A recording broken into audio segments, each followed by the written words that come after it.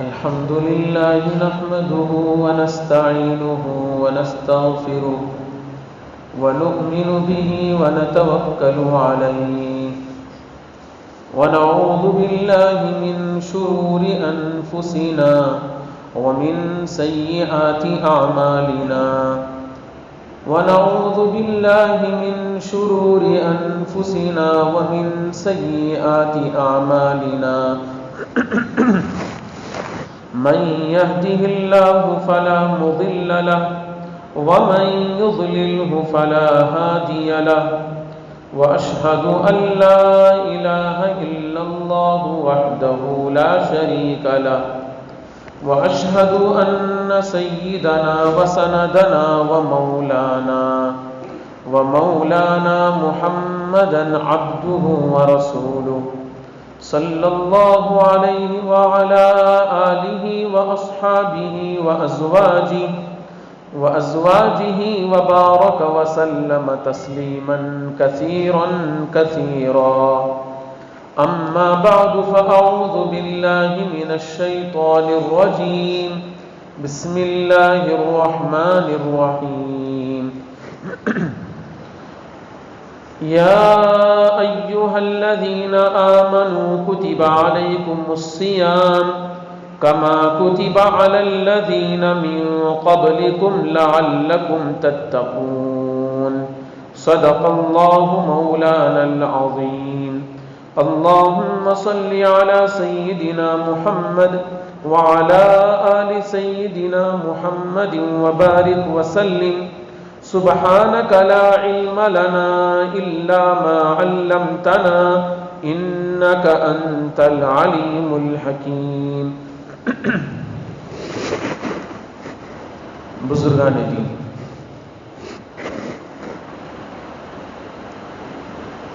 اللہ رب العزت کے ناموں میں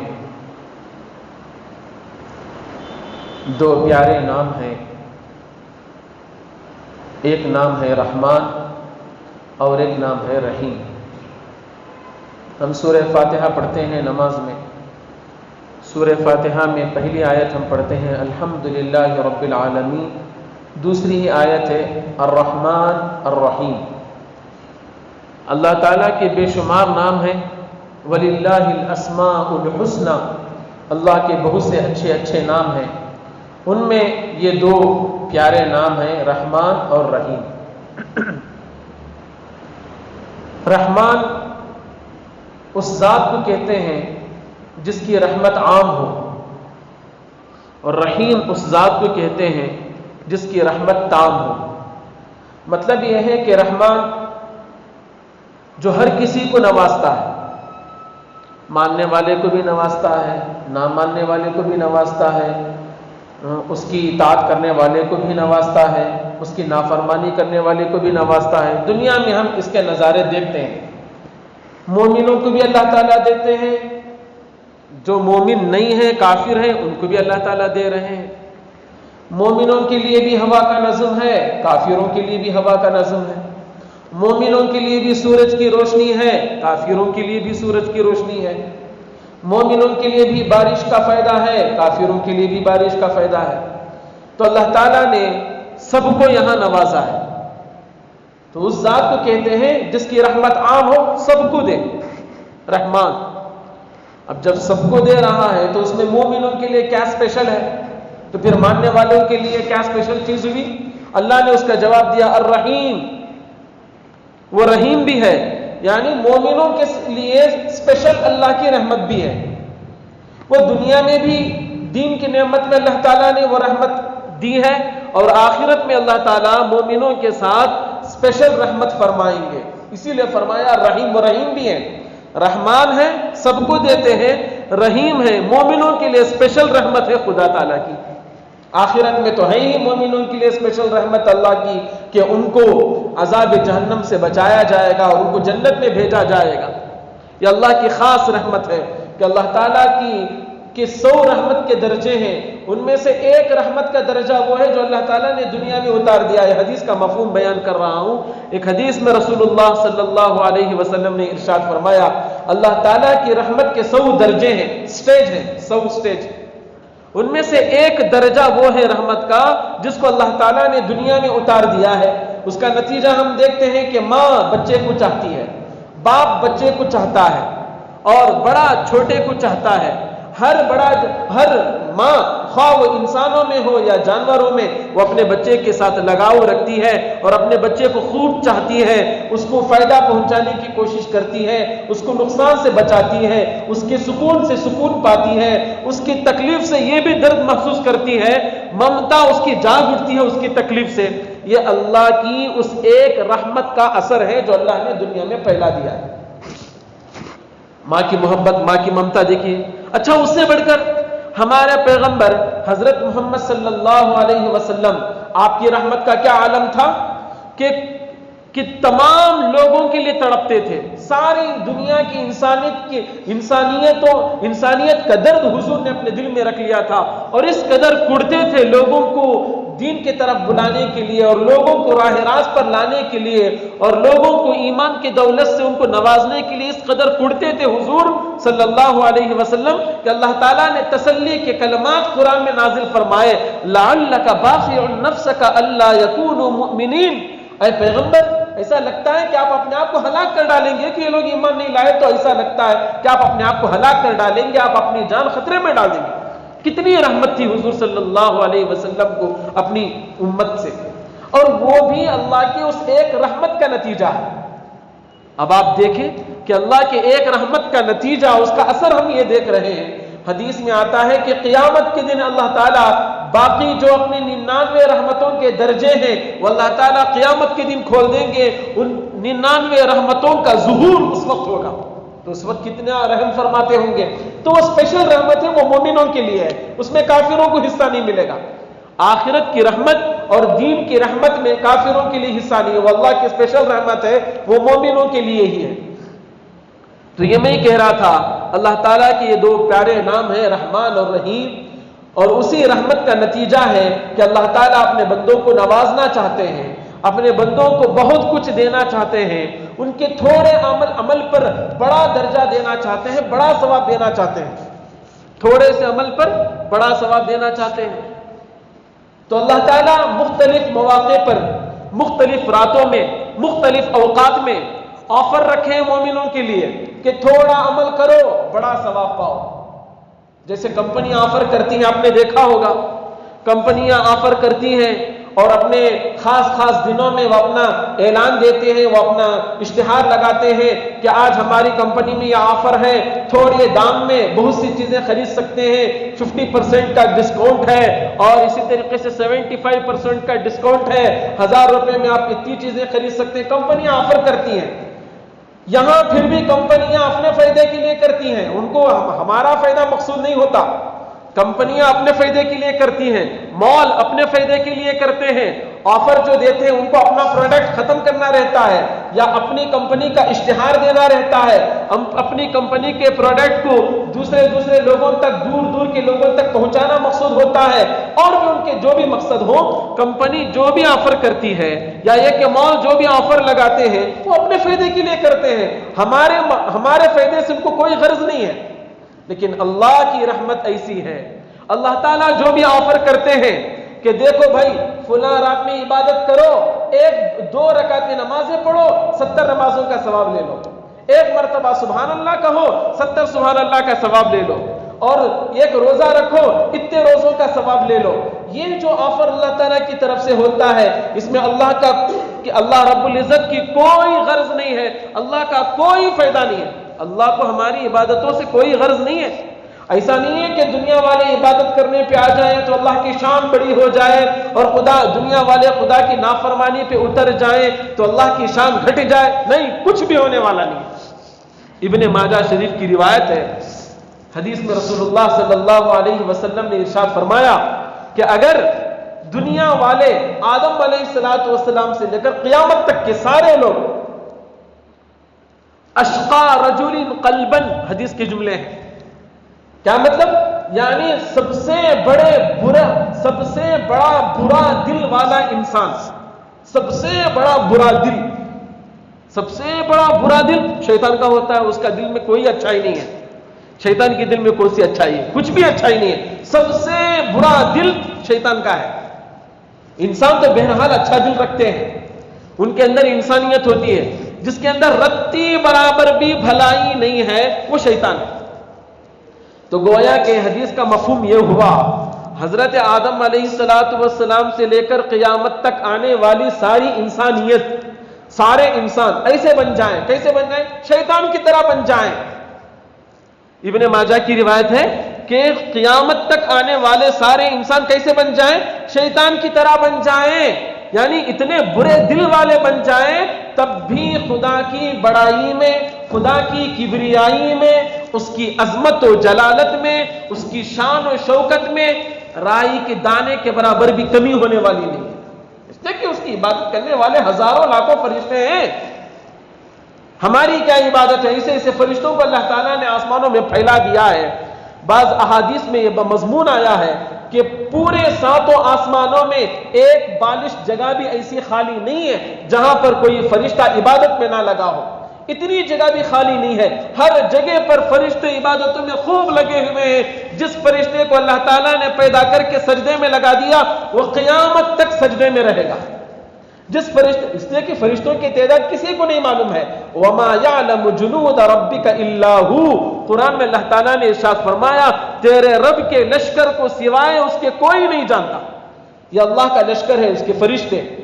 اتنی ہزار کی، لاکھوں، اربوں، خربوں کی تعداد میں اللہ تعالیٰ نے فرشتے بنائے. وہ خوب خدا کی عبادت کرتے ہیں، رتی برابر بھی وہ خدا کی نافرمانی نہیں کرتے. لا یعصون اللہ ما امرہم ویفعلون ما یؤمرون. وہ اللہ کی رتی برابر بھی نافرمانی نہیں کرتے، جس بات کا انہیں حکم دیا جاتا ہے وہ اس کو کر گزرتے ہیں. تو میں یہ کہہ رہا تھا، حدیث کا مفہوم بیان کر رہا تھا کہ حضور صلی اللہ علیہ وسلم نے فرمایا اگر پورے انسان آدم علیہ السلام سے لے کر قیامت تک کے سارے انسان برے دل والے بن جائیں، یعنی رتی برابر بھی ان کے اندر بھلائی نہ ہو، وہ تھوڑی بھی خدا کی عبادت نہ کریں بلکہ پورے کے پورے خدا کی نافرمانی میں اتر جائیں، خدا کی شان اور اس کی کبریائی اور اس کی بڑائی میں رائی کے دانے کے برابر بھی کمی ہونے والی نہیں ہے. اچھا، اس کے مقابلے میں اگر پورے انسان آدم علیہ السلام سے لے کر قیامت تک کے اتقى رجل قلبا، حدیث کے جملہ، حدیث کا لفظ ہے، یعنی سب سے زیادہ پاکیزہ دل، سب سے زیادہ پاکیزہ دل، سب سے زیادہ خدا سے ڈرنے والا دل، سب سے زیادہ عبادت کرنے والا دل، سب سے زیادہ صاف ستھرا دل، وہ تو حضرات انبیاء کا ہوتا ہے، نبیوں کا ہوتا ہے. اس میں بھی، ان نبیوں میں بھی سب سے بڑے نبی، سب سے بڑے پیغمبر، سب سے بڑے رسول ہمارے اور آپ کے آقا محمد رسول اللہ صلی اللہ علیہ وسلم ہیں. آپ اللہ کے اللہ سے سب سے زیادہ ڈرنے والے، آپ صلی اللہ علیہ وسلم خدا کی سب سے زیادہ عبادت کرنے والے اور سب سے زیادہ صاف ستھرے دل والے حضور ہیں. تو حدیث کا مفہوم یہ ہوا کہ اگر پورے انسانوں کا دل ایسا بن جائے جیسے حضور کا دل ہوتا ہے، سب خدا کی عبادت میں اتر جائیں، رتی برابر بھی وہ نافرمانی نہ کریں، پورے کے پورے اللہ تعالیٰ کی فرما برداری میں اتر جائیں، خدا کی شان، اس کی کبریائی، اس کی بڑائی، اس کی عظمت و جلالت میں رائی کے دانے کے برابر بھی اضافہ ہونے والا نہیں، وہ اپنی شان کے ساتھ ہے. تو خیر میں یہ کہہ رہا تھا، تو عبادتیں جو ہم کرتے ہیں وہ ہم اپنے فائدے کے لیے کرتے ہیں، اللہ کا کوئی فائدہ نہیں ہے. اللہ تعالیٰ نے قرآن پاک کے اندر ارشاد فرمایا ان احسنتم احسنتم لانفسکم، اگر تم بھلائی کرتے ہو اپنے لیے کر رہے ہو، میرے لیے تھوڑی کر رہے ہو. وَإِنْ أَسَأْتُمْ فَلَهَا، اور اگر تم برائی کرو گے اس کا وبال بھی تمہارے اوپر ہے، میرے اوپر نہیں ہے. بھلائی برائی وہ انسان کے فائدے کی چیز ہے، اللہ کے فائدے کی چیز نہیں ہے. تو اللہ تعالیٰ نے یہ جو آفر رکھے ہیں، کبھی مہینے کا آفر، رمضان المبارک کا مہینہ آ رہا ہے اسی لیے میں نے یہ مضمون شروع کیا، اس میں رات بھی آتی ہے شب قدر کی، جس کے بارے میں فرمایا لیلۃ خیر من الف شہر، 1000 مہینوں پر بھاری. یعنی کیا مطلب 1000 مہینوں پر بھاری کا؟ ایک مسلمان 1000 مہینے میں جتنی عبادت کر سکتا ہے اور جتنی عبادت کرنے پر اس کو ثواب ملتا ہے اتنا ثواب اس کو ایک رات میں عبادت کرنے پر ملتا ہے. اللہ کی طرف سے آفر ہے. رمضان المبارک کا مہینہ آ رہا ہے، اللہ تعالیٰ نے اس کے اندر آفر رکھے، کئی طرح کے آفر ہیں اس کے اندر، وہ ہمارے فائدے کے لیے ہیں. حدیث میں رسول اللہ صلی اللہ علیہ وسلم نے فرمایا کہ من ادا فیہ فریضۃ کان کمن ادا 70 فریضۃ فیما سواہ، اگر کوئی آدمی اس رمضان مبارک کے مہینے میں ایک فرض ادا کرے گا، فجر کی نماز پڑھی، ظہر کی نماز پڑھی، ایک فرض ادا کرے گا تو اس کو اتنا ثواب دیا جائے گا جتنا وہ غیر رمضان میں، رمضان کے علاوہ مہینوں میں وہ 70 فرض ادا کرنے پر اس کو جتنا ثواب ملتا ہے اتنا ثواب رمضان میں ایک نماز ادا کرنے پر ملے گا۔ اسی طریقے سے دوسری عبادتوں پر غور کر لیجئے، ایک نفل پڑھے گا فرض کے برابر ثواب دیا جائے گا، سبحان اللہ کہے گا 70 گنا بڑھا کر ثواب دیا جائے گا، الحمدللہ پڑھے گا 70 گنا بڑھا کر ثواب دیا جائے گا۔ یہ اللہ کی طرف سے آفر کا مہینہ ہے، اس میں لوٹنے والوں کے لیے خوب موقع ہے، اس میں فائدہ حاصل کرنے والوں کے لیے خوب موقع ہے۔ اس لیے کہ جس طریقے سے کمپنیاں آفر کرتی ہیں لوگ خوب فائدہ اٹھاتے ہیں، جاتے ہیں دیکھتے ہیں سرچ کرتے رہتے ہیں کہاں کون سی کمپنی کا آفر ہے، کہاں کون سے پروڈکٹ کا آفر دیا جا رہا ہے، آج اس میں کتنا % آفر ہے، اور فائدہ اٹھاتے ہیں۔ دنیا میں لوگ بڑے چالاک ہیں، آخرت کے معاملے میں آ کے صفر ہو جاتے ہیں۔ یہ اللہ کی طرف سے آفر دیا جا رہا ہے، رمضان مبارک کا مہینہ بابرکت مہینہ، اس کے اندر عبادتوں کا ثواب بڑھا دیا جاتا ہے۔ اللہ کرے ہمیں اس کی قدر نصیب ہو اور ہم اس کے مطابق اپنے اعمال انجام بجا لینے کے اللہ تعالی ہمیں توفیق نصیب فرمائے۔ تو یہ رمضان مبارک کا مہینہ ہمارے سامنے آ رہا ہے، یہ اللہ کی رحمت اور اس کے فضل کا ایک چھوٹا سا نمونہ کہہ لیجئے، یا ایک چھوٹا سا ظہور کہہ لیجئے۔ اللہ تعالیٰ بندوں کے ساتھ رحم کرتے ہیں، اللہ تعالیٰ بندوں کو نوازنا چاہتے ہیں، بندوں کو خوب دینا چاہتے ہیں، اس لیے اللہ تعالیٰ ایسے موقع لا کر دیتے ہیں کہ لوگ اس کے اندر تھوڑا بہت عمل کریں اور ان کو دگنا اور تگنا اور بڑھا چڑھا کر ان کو ثواب دیا جائے۔ رمضان مبارک کا مہینہ آ رہا ہے، بخاری شریف میں اور دوسرے حدیث کی کتابوں میں یہ حدیث ملتی ہے کہ رسول اللہ صلی اللہ علیہ وسلم نے ارشاد فرمایا، اذا دخل رمضان فتحت ابواب الجنہ وغلقت ابواب جہنم وسلسلت الشیاطین، اور ایک روایت میں وسلسلت مردۃ الشیاطین، او کما قال علیہ الصلوۃ والسلام۔ جب رمضان کا مہینہ آتا ہے جنت کے دروازے کھول دیے جاتے ہیں، رمضان کا مہینہ آتا ہے تو جنت کے دروازے کیا کر دیے جاتے ہیں؟ کھول دیے جاتے ہیں۔ وغلقت ابواب جہنم، اور جہنم کے دروازے بند کر دیے جاتے ہیں۔ وسلسلت مردۃ الشیاطین، اور سرکش شیاطین، یعنی وہ شیطان جو لوگوں کو نیک اعمال سے بہکا کر برائیوں کی طرف لے جاتے ہیں، ایسے شیطانوں کو قید کر دیا جاتا ہے اور ان کو بند کر دیا جاتا ہے تاکہ وہ مومنوں کو نہ بہکائیں، تاکہ وہ عبادت کرنے والوں کو نہ بہکائیں، عبادت کرنے والوں کو عبادت کا موقع ملے۔ اس حدیث میں 3 جملے آئے ہیں، اذا دخل رمضان فتحت ابواب الجنہ، جنت کے دروازے کھول دیے جاتے ہیں۔ ٹھیک ہے بھئی، جنت کے دروازے کھول دینے سے ہم کو کیا یہاں فائدہ ملے گا دنیا میں؟ وہاں کی ہوائیں تو نہیں آ رہی ہیں، خوب گرمی پڑ رہی ہے رمضان میں، وہاں کے پھل پھلاریاں تو ہمیں یہاں نہیں مل رہی ہیں، وہاں کی آسائشیں ہمیں یہاں میسر نہیں ہیں، تو پھر وہاں جنت کے دروازے کھول دیے جانے سے یہاں کیا فائدہ ملے گا؟ آپ نے دیکھا ہوگا کبھی کبھی بڑے بڑے پیلیس کے دروازے کسی خاص اوقات میں کھول دیے جاتے ہیں۔ میں بس تقریب فہم کے لیے، ذرا سمجھ کو قریب کرنے کے لیے مثال دے رہا ہوں۔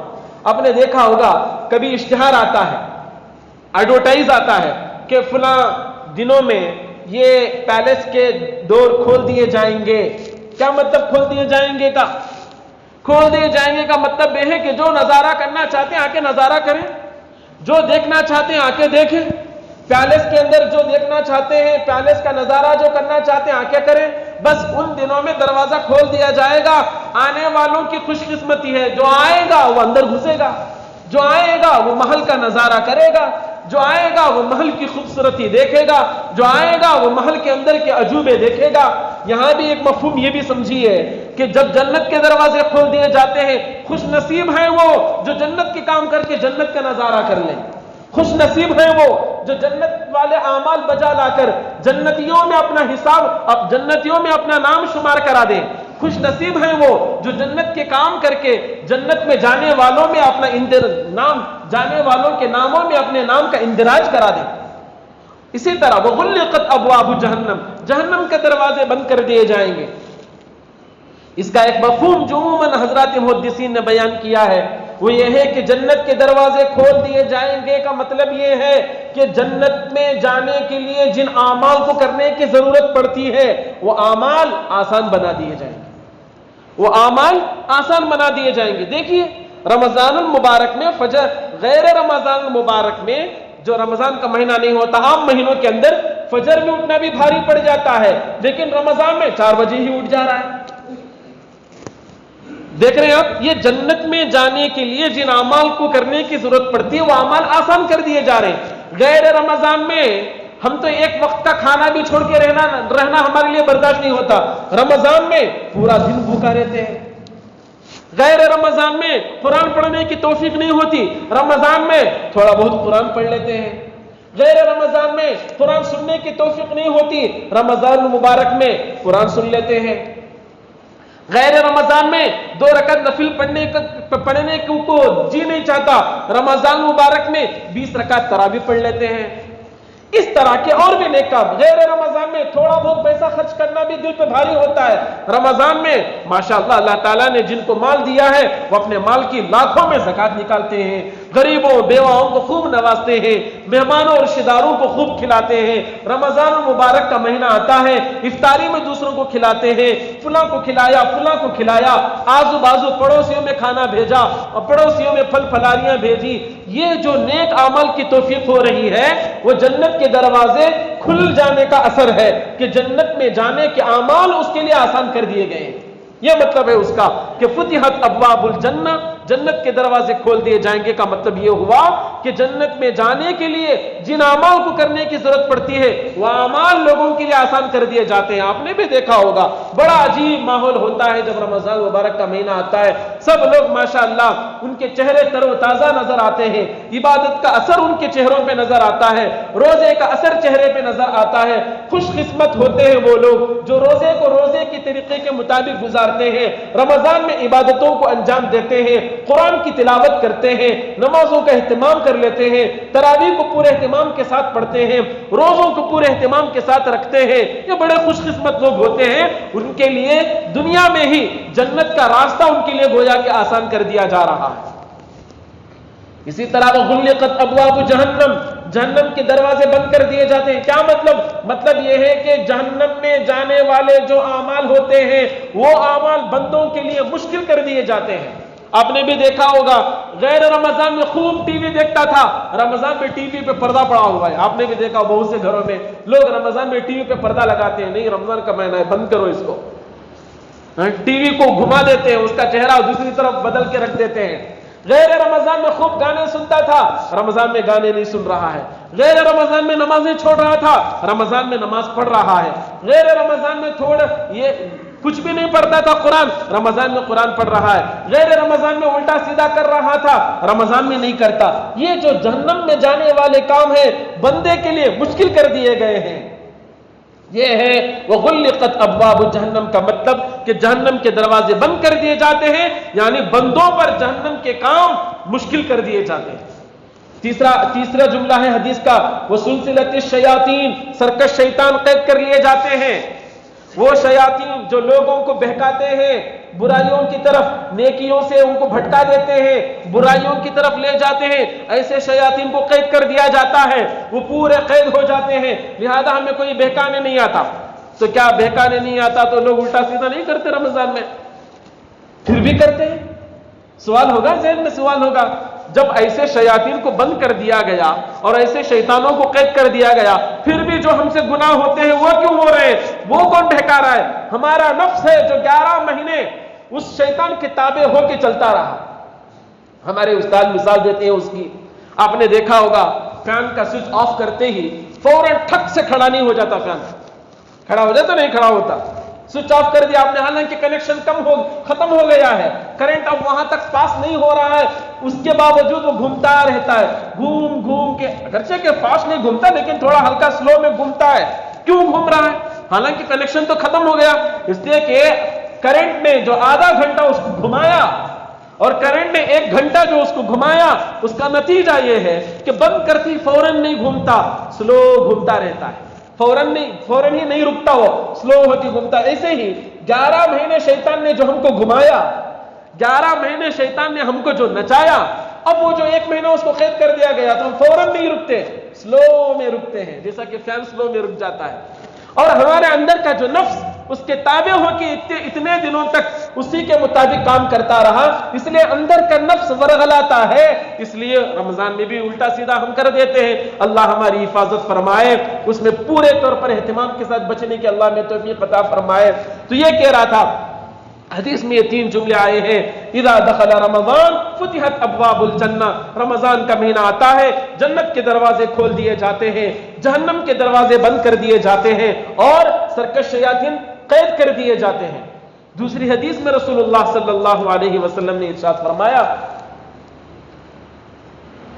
کہ روزے داروں کے لیے، حدیث میں رسول اللہ صلی اللہ علیہ وسلم ارشاد فرماتے ہیں، ان فی الجنت بابا، جنت کے اندر ایک اسپیشل دروازہ ہے، یقال له الریان، جس کو ریان کہا جاتا ہے. اس دروازے کا نام کیا ہے؟ ریان. فرمایا لا يدخلها الا الصائمون، اس دروازے سے صرف روزے دار ہی داخل ہو سکتے ہیں، کسی اور کو وہاں سے گزرنے کی اجازت نہیں دی جائے گی. جنت کے 8 دروازے ہیں، ان میں سے ایک دروازہ اسپیشل VIP دروازہ ہے. وہ کن کے لیے ہے؟ وہ صرف روزے داروں کے لیے دروازہ ہے. وہاں سے صرف روزے دار ہی داخل ہو سکتے ہیں. جو روزہ نہیں رکھتا تھا دنیا کے اندر، جو رمضان کا اہتمام نہیں کرتا تھا روزوں کے ذریعے، وہ اگر وہاں سے داخل ہونا چاہے گا، فرشتے روک دیں گے، جاؤ یہاں سے تمہاری انٹری نہیں ہے، چلو وہاں سے. جائیں گے سبھی جنت میں، ٹھیک ہے وہ جنت میں جائے گا، لیکن اس دروازے سے اسے جانے کی اجازت نہیں دی جائے گی. شاید ہو سکتا ہے کسی کے ذہن میں یہ بات آئے، ٹھیک ہے بھائی جنت میں تو چلے جائیں گے، کون سے دروازے سے گئے تو کیا. نہیں، کچھ دروازے اسپیشل ہوتے ہیں. بات سمجھنے کے لیے چھوٹی سی مثال دیتا ہوں. آپ نے دیکھا ہوگا راستوں کے اندر ٹول گیٹ لگے ہوتے ہیں، وہاں پر کئی راستے ہوتے ہیں گاڑیاں گزرنے کے. ایک اسپیشل راستہ ہوتا ہے VIP میں VIP کار ہی جا سکتے ہیں، دوسرے کار نہیں جاتے. اگر کوئی جانا چاہے روک دیتا ہے اس کو، نہیں بھائی تم کو یہاں سے انٹری نہیں، ادھر سے جاؤ. اگرچہ کہ VIP کار والا بھی جو گزرے گا اسی راستے سے جائے گا جو اس راستے سے وہ جا رہا ہے، لیکن اسپیشل ہے اس کے باوجود VIP کار ہی وہاں سے گزر سکتی ہے، دوسرے کاروں کو وہاں سے جانے کی اجازت نہیں جائے گی. وہ ان کا اعزاز ہے، ان کا اکرام ہے. ایسے ہی جنت میں سبھی جائیں گے، دوسرے دروازوں سے بھی جنت میں جائیں گے، لیکن وہ اسپیشل دروازہ ہے، وہ ریان، جہاں سے روزے دار گزریں گے، وہ ان کا VIP دروازہ ہے. اللہ تعالیٰ ان کو وہاں سے گزاریں گے. اس سے روزوں کی اہمیت، روزے داروں کی فضیلت کا اندازہ ہوتا ہے. اس لیے رمضان المبارک کے اندر روزے کا خوب اہتمام کرنا چاہیے. بہت سے لوگ معمولی بہانوں سے روزہ چھوڑ دیتے ہیں. ایک حدیث ہے، آخری حدیث بیان کر کے اپنی بات ختم کرتا ہوں. حدیث میں رسول اللہ صلی اللہ علیہ وسلم نے ارشاد فرمایا، کل عمل ابن آدم یضاعف له الحسنة بعشر امثالها الى 700 ضعف الا الصوم فانه لي وانا اجزي به، او كما قال علیہ الصلوۃ والسلام. فرمایا بنی آدم کے ہر نیک عمل کا ثواب 10 گنا سے بڑھا کر 700 گنا تک دیا جاتا ہے. اس لیے کہ اللہ تعالیٰ نے، یہ بھی اسی کی رحمت کا نتیجہ ہے کہ اللہ تعالیٰ نے مومنوں کے لیے ایک اسپیشل چیز یہ رکھی ہے کہ وہ ایک نیکی لائیں گے کہ اس کو 10 گنا بڑھا کر اس کا ثواب دیا جائے گا. قرآن کریم میں بھی مضمون آیا ہے، من جاء بالحسنۃ فلہ عشر امثالها، جو ایک نیکی لے کر آئے گا اس کو 10 گنا بڑھا کر ثواب دیا جائے گا. 1 روپیہ کوئی اللہ کے راستے میں خرچ کرے گا، نام اعمال میں 10 روپے خرچ کرنے کے برابر ثواب لکھا جائے گا. 1 نماز پڑھے گا، 10 نمازوں کے پڑھنے کا ثواب لکھا جائے گا. یہ اللہ کی رحمت کا نتیجہ ہے. فرمایا حدیث میں حضور صلی اللہ علیہ وسلم نے کہ کبھی کبھی ان کے خلوص، ان کے اخلاص کی برکت کی وجہ سے وہ 10 گنا سے بڑھا کر 700 گنا تک بھی اس کا ثواب لکھا جاتا ہے، 700 گنا تک بھی اس کا ثواب اس کو دیا جاتا ہے. یقول اللہ تبارک و تعالی، آگے اللہ تعالیٰ ارشاد فرماتے ہیں، حدیث قدسی ہے، الا الصوم فانه لي وانا اجزي به، مگر روزے کا معاملہ الگ ہے. اللہ فرماتے ہیں روزہ میرے لیے ہے اور میں اس کا بدلہ دیتا ہوں. نماز کس کے لیے؟ نماز بھی اللہ ہی کے لیے. زکات کس کے لیے؟ زکات بھی اللہ ہی کے لیے. صدقہ و خیرات کس کے لیے؟ وہ بھی اللہ کے لیے ہے. دوسری ساری عبادتیں بھی اللہ کے لیے ہیں. یہ اسپیشل کیا روزہ اللہ کے لیے؟ یہ اللہ تعالیٰ یہ کیوں اسپیشل ارشاد فرما رہے ہیں کہ روزہ میرے لیے ہے اور میں اس کا بدلہ دیتا ہوں؟ کیوں بھئی؟ نماز اللہ کے لیے نہیں ہے، وہ بھی اللہ کے لیے ہے، زکوٰۃ وہ بھی اللہ کے لیے ہے، دیگر اعمال صالحہ وہ بھی اللہ کے لیے ہے، لیکن روزے میں یہ کیا خاص بات ہے؟ جی بڑی خاص بات ہے۔ دوسری عبادتوں میں ریاکاری کا شبہ ہے۔ نماز پڑھتے ہوئے دل میں خیال آ سکتا ہے اور دل میں خیال کر سکتا ہے نمازی، لوگ مجھے بڑا نمازی سمجھے اس لیے نماز پڑھ رہا ہوں۔ صدقہ و خیرات کرتے ہوئے، زکوٰۃ دیتے ہوئے دل میں خیال آ سکتا ہے، ریاکاری کا شبہ ہو سکتا ہے، لوگ مجھے بہت خیرات کرنے والا سمجھیں، لوگ مجھے بہت خوب اللہ کے راستے میں خرچ کرنے والا سمجھیں، یہ دل میں خیال آ سکتا ہے۔ حج کو جانے والے کے دل میں خیال آ سکتا ہے، لوگ مجھے بڑا حاجی کہیں اس لیے وہ حج کو جا رہا ہے، لیکن روزے کا معاملہ کچھ الگ ہی ہے۔ روزے کا معاملہ کتنا الگ ہے آپ اندازہ لگا سکتے ہیں۔ گرمی کا موسم ہے، حلق سوکھ گیا ہے اور زبان تڑپ رہی ہے پانی کے لیے، اور یہ مومن بندہ وضو کرتا ہے، ٹھنڈا پانی منہ میں لیتا ہے، مجال نہیں کہ وہ حلق سے نیچے اتارے۔ اگر وہ ایک گھونٹ پی بھی لیا، کس کو پتا چلے گا؟ نہ آزو والے کو پتا چلے گا، نہ بازو والے کو پتا چلے گا، کسی کو کچھ خبر نہیں ہوگی۔ لیکن پھر بھی مومن بندہ اس کے روزے میں اتنا خلوص، اتنا اخلاص کہ چلچلاتی دھوپ میں حلق میں کانٹے چبھتے ہوئے ہونے کے باوجود منہ میں ٹھنڈا پانی لے کے تھوک دیتا ہے۔ آپ اس کے اخلاص کا اندازہ لگائیے۔ اللہ اکبر۔ اسی لیے اللہ تعالیٰ فرماتے ہیں فَإِنَّهُ لِي، وہ میرے لیے ہے، وَأَنَا أَجْزِي بِهِ، میں خود اس کا بدلہ دیتا ہوں۔ بعض روایت کے اندر اس کو یوں پڑھا گیا ہے وَأَنَا أُجْزَىٰ بِهِ، میں خود اس کا بدلہ ہوں۔ اللہ فرماتے ہیں میں خود اس کا بدلہ ہوں۔ اللہ تعالیٰ ہی بدلہ بن جائے۔ اب آپ اندازہ لگائیے، ایک واقعہ سنا دیتا ہوں۔ بادشاہ نے ایک مرتبہ اپنے محل میں اعلان کرایا کہ آج میرے محل کا ایک آفر آپ سب کو دے رہا ہوں کہ جو میرے محل کی کسی بھی چیز پر جو ہاتھ رکھ لے گا وہ چیز اس کی ہو جائے گی۔ اب جیسے ہی بادشاہ نے اعلان کیا، لوگ ادھر ادھر بھاگنے لگے، کوئی جا کے بادشاہ کے گھوڑے پہ ہاتھ رکھ رہا ہے، کوئی جا کے بادشاہ کے خزانے پہ ہاتھ رکھ رہا ہے، کوئی جا کے بادشاہ کی کرسی پہ ہاتھ رکھ رہا ہے، پتہ نہیں لوگ ادھر ادھر بھاگ رہے تھے۔ بادشاہ کی خاص باندھی تھی بازو میں کھڑی تھی، اس نے اٹھا کے سر بادشاہ کے اپنا ہاتھ بادشاہ کے سر پہ رکھ دیا۔ بادشاہ نے کہا اری پگلی، جا کے تو بھی کسی زیور پہ ہاتھ رکھ لیتی، میرے سر پہ ہاتھ رکھنے سے تجھے کیا ملے گا؟ کہا آپ میرے ہو جائیں پوری سلطنت میری ہے۔ اللہ تعالیٰ فرماتے ہیں وَأَنَا أُجْزَىٰ بِهِ، میں خود اس کا بدلہ ہوں۔ اللہ جس کا ہو جائے، اب آپ اندازہ لگائیے اس کے ثواب کا کیا عالم ہوگا۔